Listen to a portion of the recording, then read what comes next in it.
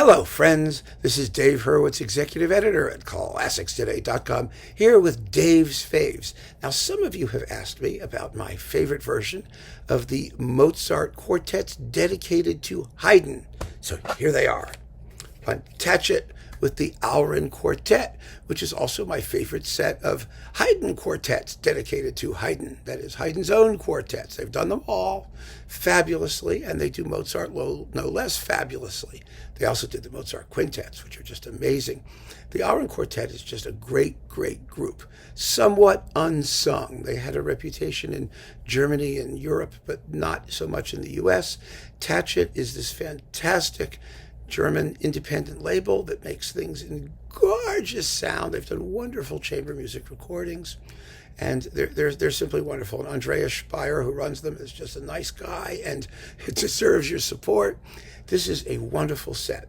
It's on 3 discs, and 3 well-filled discs, I must add. You know, the Mozart Haydn quartets were the quartets that led Haydn to tell Mozart's dad that, you know, before God and as a man of honor, whatever he said, I swear your son is the greatest composer known to me by name or by reputation. He has taste, the most unbelievable knowledge of composition, and it made Papa Mozart very, very happy. But the most interesting thing about it for me is, first of all, that Mozart did not write these pieces to commission. He wrote them as a genuine homage to Haydn in response to the publication of Haydn's Opus 33 quartets, and of course the Opus 20s and the other things. And they are glorious works in Mozart's own style. Of course, it was fairly traditional, to say after these came out that, oh, Mozart surpassed Haydn. It's such nonsense. I'll tell you why it's nonsense. First of all, Mozart's quartet style is very different from Haydn's quartet style because they were very different composers. Mozart's works are superficially bigger. They're not superficially bigger. They are bigger. They're longer, sometimes twice as long. I mean, it's amazing. The A major, Koschel 464, is 39 minutes long. The G major is 35 minutes. The dissonance quartet is 39 something. All of these are longer than half an hour. Haydn's quartets tend to be very compact, 20 minutes, 25 minutes if it's a push. Some of them are quite a bit longer too, but mostly Haydn is a very compact composer. And the Opus 33 quartets, particularly the Scherzi quartets, the ones that really invented humor, classical humor, are very, very, very compact pieces and funny pieces, because humor does not survive being stretched out endlessly. These are not funny. These are very serious works, which of course makes people say, oh, well, they're greater because they're serious. Man, bullshit. Seriousness is not greater. Greater is greater. And one way you know with Haydn and Mozart, their relationship, is that Haydn always bowed out of doing things that Mozart did better. For example, operas. When someone told Haydn, we want an opera, and he said, no, don't ask me, ask Mozart. And Haydn was not a slouch as an opera composer, but he said, no, you've got to get Mozart. He's the best one. Mozart wrote all those piano concerti. Haydn wrote one mature-ish, the D major piano concerto. It didn't write any others. You know, they actually complemented each other very well. But if Haydn, who was the most knowledgeable sort of critic in terms of what he did, of the entire age, kept writing quartets after Mozart wrote quartets, then you know it's because Haydn still had something to say in the writing of quartets. And he did, because the difference between the two is really rather easy to describe. Mozart's style is expansive because Mozart's melodic style, his thematic style, is based almost entirely on lyrical singing vocal material for the most part, and on broad chunks of harmonic movement, that stay rather static for long periods of time. Haydn, on the other hand, is extremely changeable and very, very quirky and unpredictable, and he had a much broader, get this, broader conception of what musical materials could be than Mozart did. Haydn makes subjects, movements out of subjects that Mozart never would have touched. and vice versa. I mean, they, like I said, they had their own style.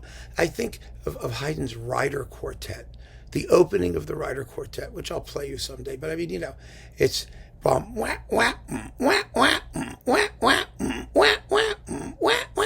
I mean, Mozart could never have done something like that. Never in a billion years would he have made a quartet movement out of this really bizarre sounding opening. And short little openings and motives and objects. So it's an invidious comparison. But the important thing about these Mozart quartets, and what makes them so great, is just the fact that they were written out of love. They were written out of the joy in music of Mozart's desire to show what he could do to a composer he admired above all others. And he did. And they're extraordinary. Don't get me wrong. I'm not trying to say that Mozart is less good than Haydn. Absolutely not. Mozart is an incomparable genius, and Haydn was the first guy to say so. But to make these comparisons, I just think is so pointless. It really is. But anyway, this set. Here we go. Let's get back to this, shall we?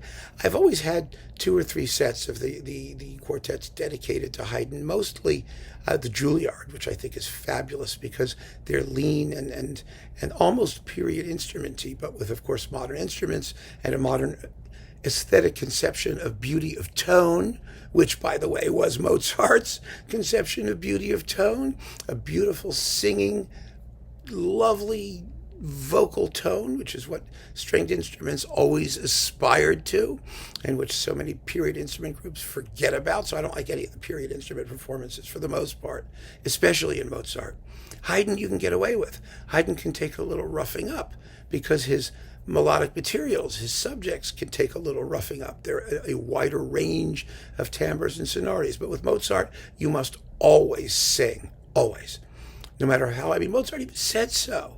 When he was talking about, no matter how violent the dramatic situation in an opera, how vicious, how terrible, you must never forget the beauty of sound. You must never offend the ear. That's what Mozart said. And Mozart never does. So you've got to play your heart out. You've got to play gorgeously, but also tastefully. It doesn't mean you have to sob with vibrato on every phrase. It means great intonation, beautiful melody, lovely legato, phrasing, all the things that make the music come to life. And the Auryn Quartet does it. They do it. They do it. They do it with extraordinary warmth and humanity and lyrical impulse, and the result is absolutely gorgeous. And this is my favorite set of quartets dedicated to Haydn. There are 6 of them, in case you were wondering, and they run from, let's see, Kerschel 387, 421, 428, 440, 464, 465, and 458, which is the Hunt. They have nicknames, a bunch of them, the Dissonance and the Hunt and whatnot. And they are great. They are absolutely great. And I love them. And this is my favorite set. So keep on listening, friends. Thank you so much for joining me. Take care.